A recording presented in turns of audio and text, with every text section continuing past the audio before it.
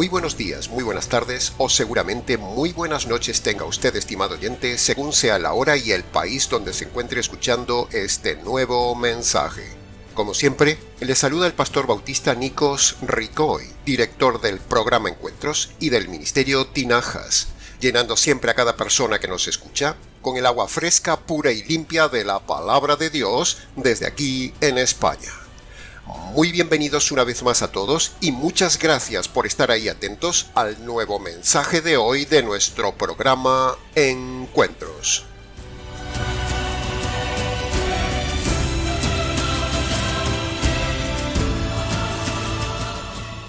Te escribo, Timoteo, para que sepas cómo debes conducirte en la casa del Dios vivo, es decir, la Iglesia, que es la columna y baluarte de la verdad. Antes de analizar el versículo de hoy, estimado oyente, veamos primero unos puntos básicos importantes, pero dichos de forma breve, sobre el tema de la Iglesia que estudiaremos hoy. Punto número 1.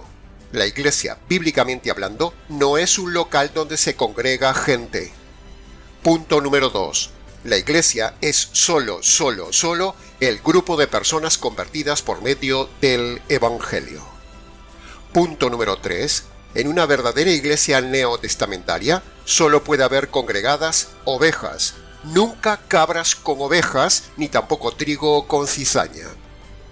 Punto número 4. Una verdadera iglesia bíblica está liderada solo por hombres, no por mujeres y hombres, o por mujeres.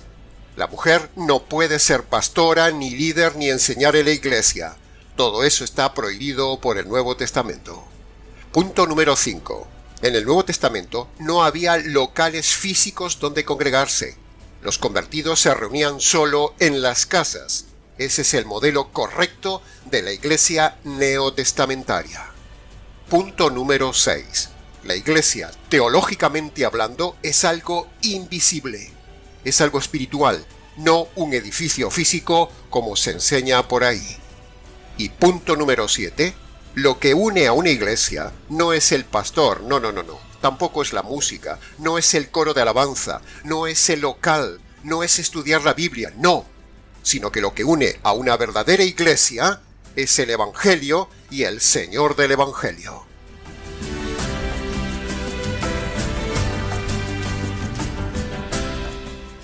Bien, habiendo dicho estos puntos básicos del tema de una verdadera congregación, o sea, de una verdadera iglesia, pasemos entonces ahora al análisis expositivo de 1 de Timoteo capítulo 3 versículo 15, que nos permitirá ahondar hoy en este tema de la iglesia.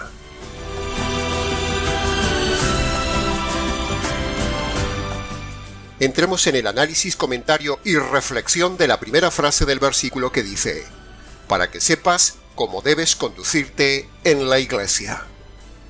De la misma manera, estimado oyente, lo mismo que hizo Pablo con Timoteo, lo estamos haciendo ahora nosotros con usted en este audio. Enseñarle cómo debe usted conducirse en la iglesia.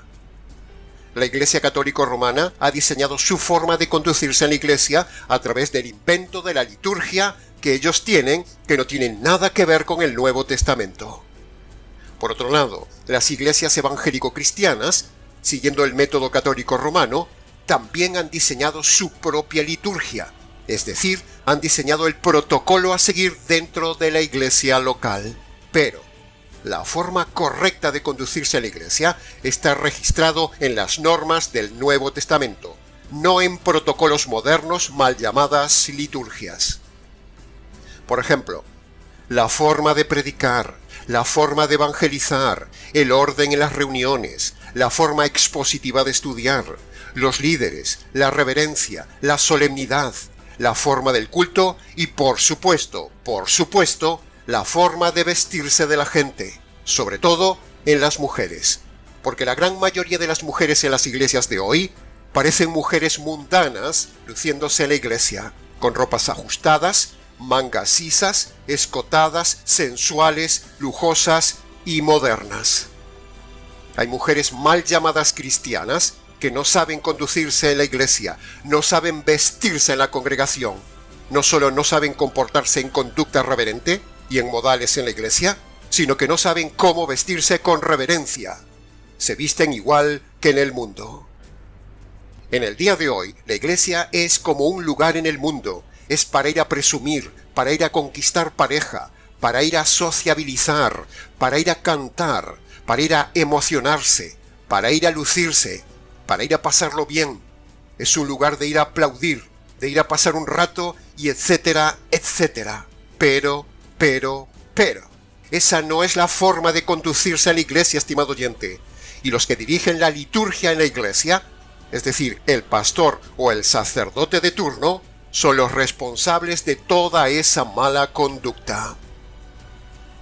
No hay coros en la iglesia del Nuevo Testamento, estimado oyente. No hay escuelas dominicales, no hay misa, no hay confesionarios, no hay danzas en el Nuevo Testamento, no hay retiros espirituales, no hay institutos bíblicos, etcétera, etcétera.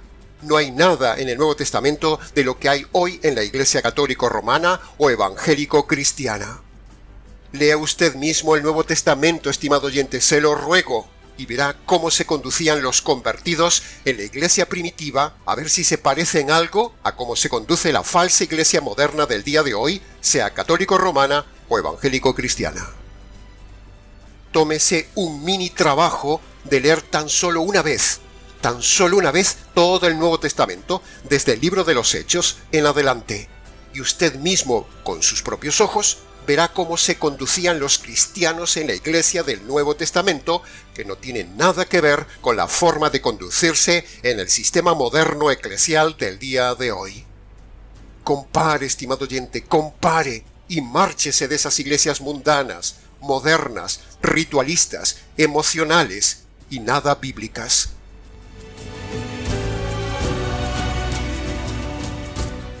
Para saber conducirse en la iglesia, primero hay que estar convertido por medio del Evangelio, para que ese Evangelio despierte en usted la reverencia al Señor, y luego hay que estudiar el Nuevo Testamento, que es la forma de conducirse de un cristiano en la iglesia. Pero ni la gente lee el Nuevo Testamento, ni los pastores se rigen por el Nuevo Testamento, ni la gente está convertida, ni nada de nada. Al contrario, las iglesias están como están porque están llenas de líderes mundanos, gente perdida, llenas de cabras y cizaña, que se conducen en la iglesia como en el mundo. Y la culpa de todo esto, como ya hemos dicho, la tienen los falsos pastores y sacerdotes que permiten estas conductas indignas en sus iglesias, como protocolos litúrgicos no bíblicos. O sea, lobos dirigiendo a cabras al mismo abismo eterno. Que conste nuestra denuncia en acta.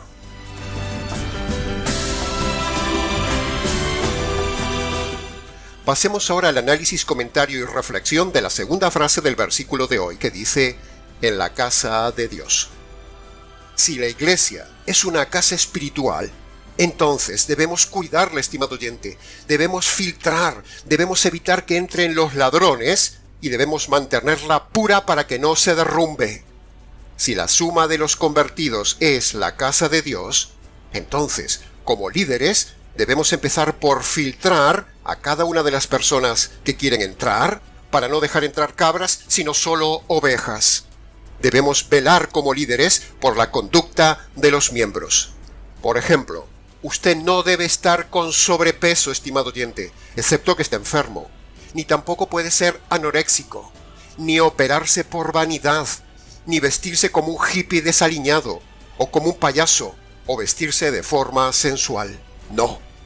La iglesia es la casa de Dios, y los ladrillos de esa casa de Dios son los convertidos, y cada ladrillo debe ser respetuoso, elegante, sobrio, sea hombre o sea mujer.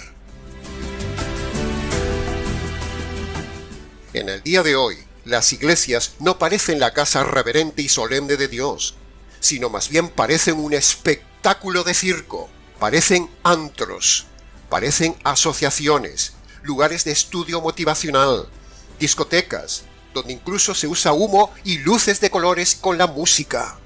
Las iglesias parecen centros sociales, teatros con todas las comodidades, y sobre todo, parecen empresas y negocios donde se vende todo tipo de productos religiosos. La iglesia neotestamentaria, estimado oyente, la verdadera casa del Dios vivo, donde Dios mora en los convertidos, no se parece en nada a las iglesias mundanas o religiosas del día de hoy, donde en realidad parece que en ellas mora otro Dios, el Dios de este mundo, pero no el Dios santo, justo, reverente y bíblico del Nuevo Testamento. Que conste esto en acta.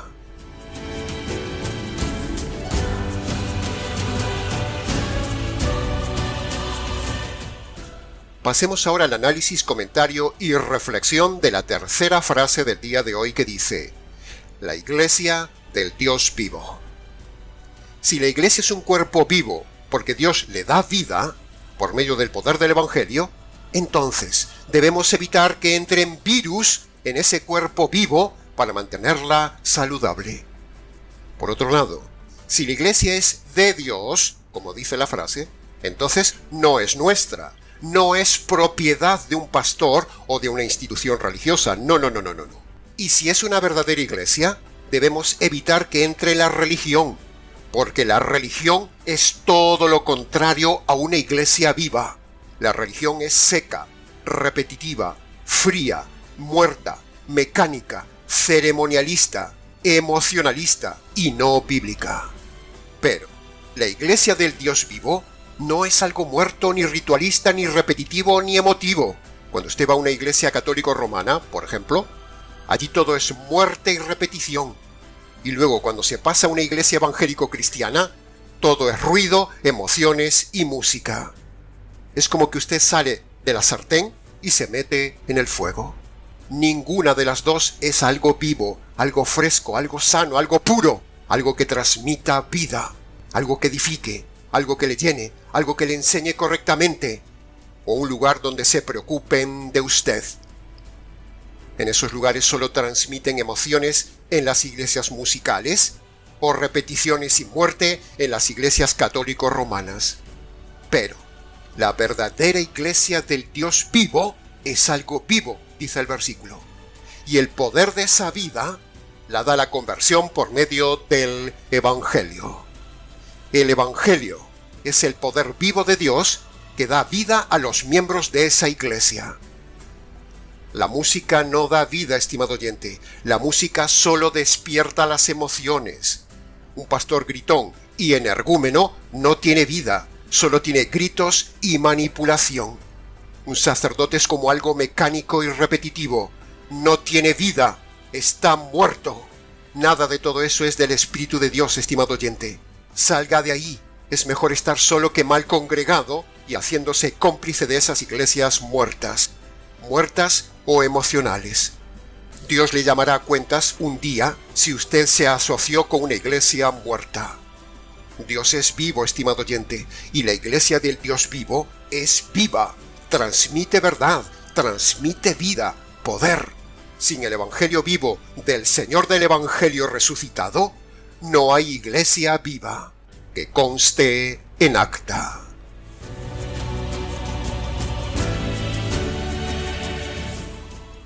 Pasemos ahora al análisis, comentario y reflexión de la cuarta frase, que está centrada en la palabra columna. Si la iglesia es una columna, entonces debemos evitar que se erosione, estimado oyente. Las plagas, las termitas, la erosión, el paso del tiempo, la falta de cuidado, etc. Todo eso degrada y carcome las columnas. De la misma manera, estimado oyente, en lo espiritual, las columnas de la fe, los pilares básicos doctrinales de la fe pura, si no se cuidan, se degradan y se derriban.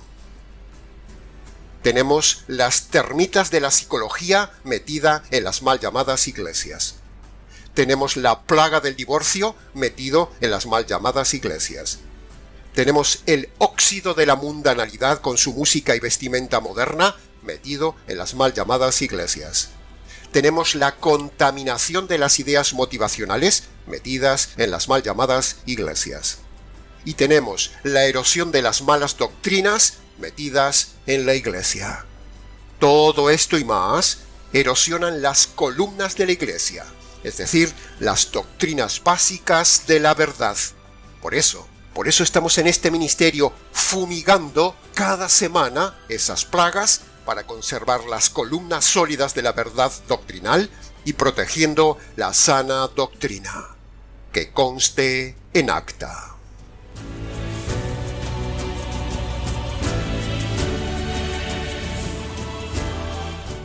Pasemos ahora al análisis y comentario de la quinta frase del versículo de hoy, que habla de baluarte. Mire en pantalla lo que es un baluarte. Si la iglesia es una fortaleza, entonces debemos evitar que entren los enemigos, debemos evitar que entren las cabras, las serpientes, los perros, las alimañas, la mentira, la media verdad, los intrusos, los falsos, la cizaña y un largo etcétera. Debemos tener cuidado.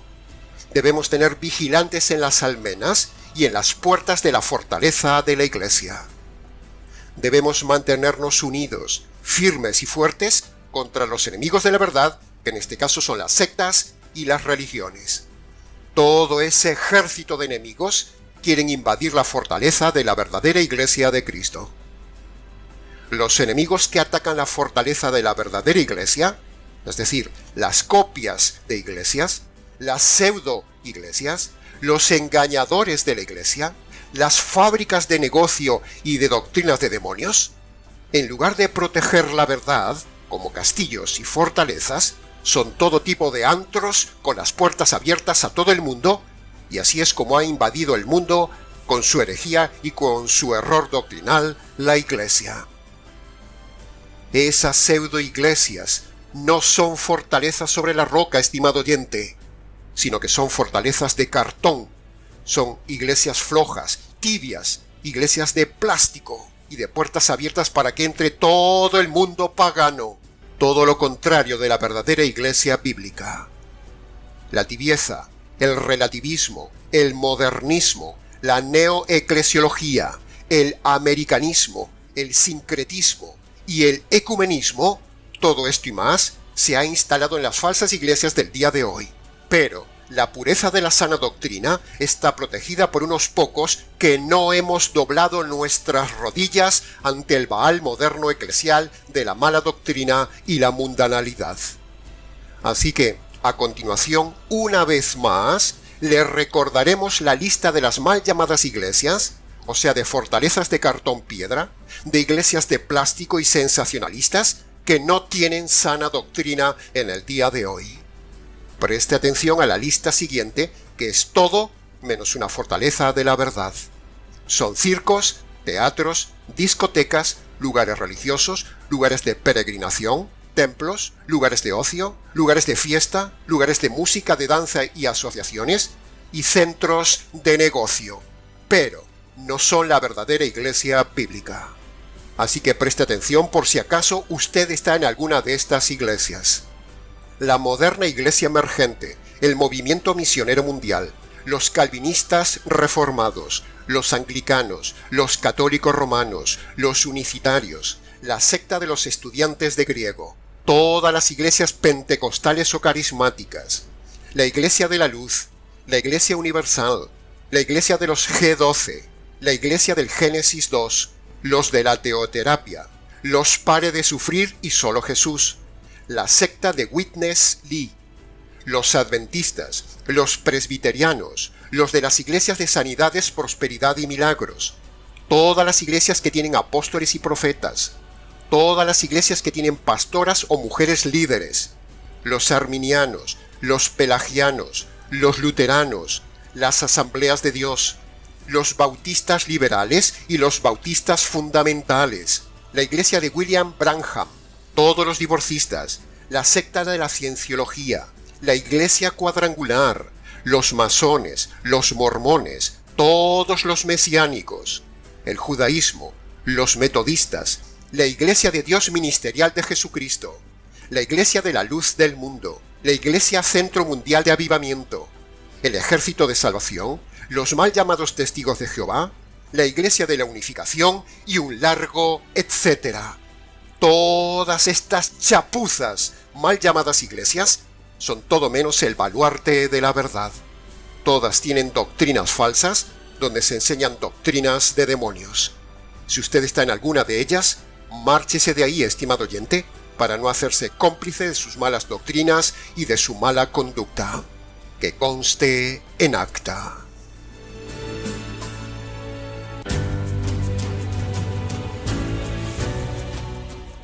Pasemos ahora al análisis y comentario de la última frase del día de hoy, que dice: la Iglesia es la difusora de la verdad. La Iglesia la fundó el Señor Jesús, estimado oyente, y Él vendrá un día por ella. Por lo tanto, la verdadera Iglesia tiene que estar en alguna parte del planeta. La verdad tiene que estar en algún lugar. La verdad no puede estar oculta, porque, precisamente, una de las características intrínsecas del Dios de verdad es hacer pública y visible esa verdad revelada. Por lo tanto, alguien tiene que tener toda la verdad de la que habla este versículo. Y con los medios de comunicación que hay en el día de hoy, es imposible no encontrar fácilmente la verdad. El que busca encuentra, y el que tiene la verdad estará difundiendo la verdad, y así ambos se encontrarán, el que busca y el que difunde. Es pura lógica todo esto, estimado oyente. Pero, el imitador, el enemigo de la verdad, tiene también sus soldaditos que imitan la verdad con apariencia de verdad. Así que, estimado oyente, el don más precioso que Dios le dio a usted, la razón, le permite indagar, buscar, razonar, comparar, para que usted encuentre la verdad y la verdadera Iglesia. Así que use la razón y compare, estimado oyente, compare cómo enseñamos cada mensaje, compare la verdad que decimos en este canal cada semana, compare lo que enseñamos y cómo lo enseñamos. Sea bereano y no sea haragano, sea bereano y no sea holgazano. Investigue, sea valiente, indague, estudie el Nuevo Testamento. Tómese tiempo porque está en juego su alma por la eternidad si usted está en una iglesia errada. Y la mayor verdad de todas las verdades, la roca de esa fortaleza, la columna principal de la verdad es el Evangelio. ¿Ve? Siempre volvemos al mismo punto, sea el tema que sea. Todo converge en el Evangelio. El Evangelio es lo que hace una iglesia. El Evangelio es el poder de Dios en la iglesia. El Evangelio es la mayor verdad de Dios en la iglesia. El Evangelio es la columna de la iglesia. Todo converge siempre en el Evangelio del Señor del Evangelio. La clave para que usted filtre si donde está es una verdadera iglesia, la clave para detectar si hay un verdadero pastor y el filtro clave para saber si usted es un verdadero convertido, esa clave es el Evangelio. Si no le han predicado el Evangelio desde el punto de vista jurídico en esa iglesia, usted no está en la casa de Dios, no pertenece a la iglesia verdadera de Dios. Usted no se ha convertido, ese lugar no es un verdadero castillo donde refugiarse y tampoco es la columna principal de esa iglesia. La mayor verdad dada a la iglesia para toda la humanidad es el Evangelio. Y esa verdad, el Evangelio, tiene dos enfoques diferentes. El Evangelio jurídico dado a los gentiles y el Evangelio mesiánico para los judíos. Se lo repito, el Evangelio jurídico dado a los gentiles y el Evangelio mesiánico para los judíos. Un Evangelio, dos enfoques para dos grupos. Un Evangelio, dos enfoques, dos grupos. Evangelio significa buena noticia, estimado oyente. Y entonces, ¿cuál es la buena noticia que debemos anunciar? Pues al judío, primero tenemos que demostrarle que Jesús es el Mesías. Y segundo, cuando los judíos creen que Jesús es el Mesías, entonces, en segundo lugar, pondrán sus pecados a los pies del Mesías. Y entonces sus pecados serán quitados. Ese es el Evangelio básico con sus dos condiciones para los judíos. Ahora, el Evangelio a los gentiles consiste en mostrarle el aspecto judicial de su estado ante Dios. Consiste en demostrarles que Dios es un juez justo, que el hombre es un delincuente, que sus pecados son como delitos, que le espera la cárcel eterna, que Dios debe hacer justicia por los delitos, que les espera un juicio, que hay una condena, y que un inocente recibe la justicia del culpable, y cuando el culpable se apropia de la justicia del inocente, entonces Dios, el juez, declara al culpable como inocente. Este es el resumen del aspecto jurídico que hay que predicar a los gentiles, y no el amor de Dios, no que crean en Jesús, no el enfoque judío, no la oración de fe, nada de aceptar a Jesús en el corazón, porque todo eso no salva a nadie. Todo esto sería lo característico de una falsa iglesia. Pero, permítanos decirle ahora algo muy importante respecto a esto, y es que el grandísimo error de los pastores y de todas esas iglesias que hemos enumerado antes es que presentan el Evangelio con el enfoque judío y el método americano a los gentiles, y eso no salva. Los pastores enseñan a la gente que crean en Jesús, ese sería el enfoque judío, y luego que repitan una oración de fe, ese es el enfoque americano. Pero todo esto es un sincretismo moderno y falso. La Biblia habla de que el enfoque del Evangelio a los gentiles debe ser jurídico, no mesiánico americano. Dios pone, Dios diseña, Dios manda, Dios pide que los judíos se salven por medio del Evangelio mesiánico, pero los gentiles se salven por medio del Evangelio jurídico. Ambos enfoques, mesiánico y jurídico, convergen en Cristo y en la cruz. Ambos enfoques están en la Biblia y ambos enfoques deberían conocerlo todos los predicadores, pero no lo conocen, esa es la realidad. Por eso engañan a la gente con el enfoque judío y el método americano, y no con el radical enfoque jurídico. En esto también puede ver usted si está en una verdadera iglesia. El enfoque judío es creer en el Mesías. El enfoque gentil es apropiarse de la justicia del Mesías. Se lo repito, el enfoque judío es creer en el Mesías, y el enfoque gentil es apropiarse de la justicia del Mesías. ¿Ve la diferencia teológica, soteriológica, estimado oyente o estimado predicador que me está escuchando? Aprenda, pastor, aprenda, líder, aprenda, estimado oyente, aprenda a distinguir con esto una verdadera iglesia. Así es como se debe enseñar la verdadera salvación y el verdadero método de salvación, y no como hacen todas esas iglesias falsas que le hemos enumerado antes, estimado oyente. Así de sencillo, así de radical. La Biblia enseña como verdad absoluta, es decir, ex cátedra, que, escuche bien, en Marcos capítulo 1 versículo 15 están las dos condiciones jurídicas para los gentiles. Y en Juan capítulo 1 versículo 29 están las dos condiciones mesiánicas para los judíos. En Marcos, Jesús manda que el gentil primero reconozca sus injusticias, eso es el arrepentimiento. Y en Juan capítulo 1 versículo 29, el judío primero tiene que creer que Jesús es el Cordero de Dios, o sea, el Mesías. En Marcos, el gentil como segunda condición tiene que creer en el Evangelio del Mesías.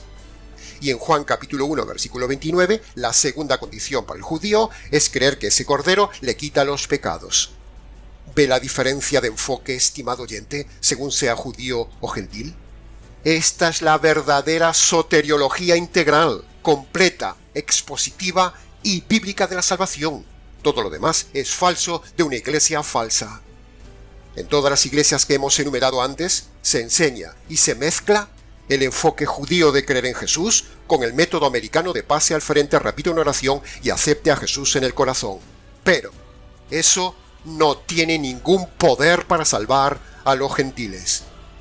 Los falsos predicadores mezclan el enfoque judío con el método americano, y así millones de personas van a la condenación eterna. En cambio, si usted está en una verdadera iglesia, esa iglesia presentará el mensaje de salvación por medio del Evangelio desde el ángulo jurídico. Ese es el tesoro que debe conservar en su fortaleza la verdadera iglesia. y debe difundir fuera de las murallas la Iglesia, a los judíos y a los gentiles. Y eso es lo que hacemos en el Ministerio Tinajas.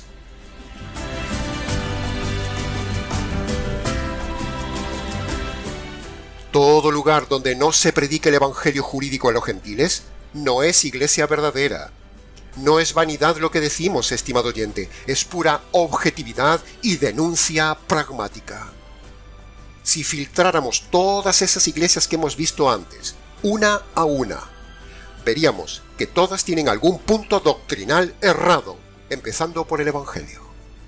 Y la Biblia dice rotundamente que, en Juan 16:13, el Espíritu Santo enseña a la Iglesia toda la verdad. Y en Gálatas capítulo 5, versículo 9 dice que un poco de levadura afecta a toda la masa. Eso significa que una iglesia que tiene una doctrina errada afectará y contaminará a toda la iglesia. Por lo tanto, si hay alguna doctrina errada en alguna iglesia, eso demuestra que esa iglesia y ese pastor no está siendo guiado por el Espíritu de Dios y contaminará a toda la iglesia. Que conste en acta. Ahora, así como los falsos pastores antes de terminar sus mensajes, invitan a la gente a pasar al frente, invitan a la gente a repetir una oración, e invitan a la gente a aceptar a Jesús en el corazón, y todo ese engaño de las falsas iglesias, permítanos entonces a nosotros presentarle el verdadero evangelio con el verdadero método de conversión que lo incorpora a la verdadera iglesia del Señor Jesús. Le presentaremos un evangelio con sus dos noticias jurídicas para que luego usted obedezca las dos condiciones jurídicas como gentil, según dice Marcos capítulo 1, versículo 15. Recuerde, primero debe reconocer las dos noticias y segundo, debe obedecer las dos condiciones para su salvación. Escuche por favor ahora con atención el punto más importante del mensaje de hoy, que es la base de toda iglesia verdadera y de su salvación. Empecemos por la mala noticia. Punto número 1. Usted y todo hombre debe reconocer ante Dios que es un delincuente a causa de los muchos delitos cometidos en toda su vida por haber roto las leyes de Dios. El hombre es un delincuente en busca y captura bajo la justicia divina. Si Dios le da alcance y le quita la vida hoy con sus delitos sin perdonar, ¡zas!, le enviará a la cárcel eterna. Punto número 2 de la mala noticia. Usted y todo hombre que me escucha debe reconocer que Dios es un juez justo y por lo tanto Dios tiene que hacer justicia sobre los delitos e injusticias que usted ha cometido en toda su vida. Dios no puede saltarse la justicia que merecen sus injusticias, estimado oyente. Dios no es un Dios bonachón como nos lo enseñan en el día de hoy, tampoco es un abuelo consentidor ni un papaíto. Dios es un Dios temible. Ahora, dicho esto, escuche la buena noticia. La buena noticia para luego obedecer claramente la segunda condición. Punto número 1. Dios, en su paciencia, está aplazando la sentencia de justicia y muerte sobre usted para que usted se convierta por medio del evangelio jurídico. Punto número 2 de la buena noticia. La justicia que usted merece recibir por sus injusticias le cayó un día al Señor Jesús en la cruz, cuando el Padre, en complicidad con el Espíritu Santo, el otro juez, mata al Hijo para descargar la justicia divina que usted provoca ante Dios por sus injusticias. Esta sí que es una buena noticia. Amén. Aleluya. Ahora, dicho todo esto, Dios le manda a usted que obedezca entonces dos condiciones indispensables con base a esas dos noticias, para que Dios perdone sus pecados, lo salve del castigo eterno y lo integre en la verdadera iglesia de Dios. Esas dos condiciones son las siguientes. Siga prestando atención. Primera condición. Usted debe reconocer que es culpable y delincuente ante Dios. Usted debe reconocer sus pecados pasados y también debe abandonar sus pecados presentes. Todo esto sería el arrepentimiento bíblico, es decir, la primera condición. Y como siempre decimos, abajo en la descripción del vídeo tiene usted una lista de pecados que le pueden servir de orientación para obedecer la primera condición. Pasemos ahora a la segunda condición. Usted debe reconocer ante Dios que la justicia divina que usted merece recibir por causa de sus injusticias le cayó un día al Señor Jesús en la cruz. Usted ahora debe apropiarse de esa justicia por medio de la fe. Es como si usted estirara su mano hacia el Calvario y se agarrara de la justicia caída sobre Jesús y se apropiara de ella para hacerla suya. Esta sería la segunda condición que usted debe obedecer. Cuando usted obedece estas dos condiciones, estimado oyente, Dios lo declara jurídicamente inocente, totalmente perdonado, bíblicamente salvo y ahora sí, miembro de la verdadera Iglesia del Señor Jesús. Amén. Aleluya. Y hasta aquí, estimado oyente, con el nuevo mensaje del día de hoy.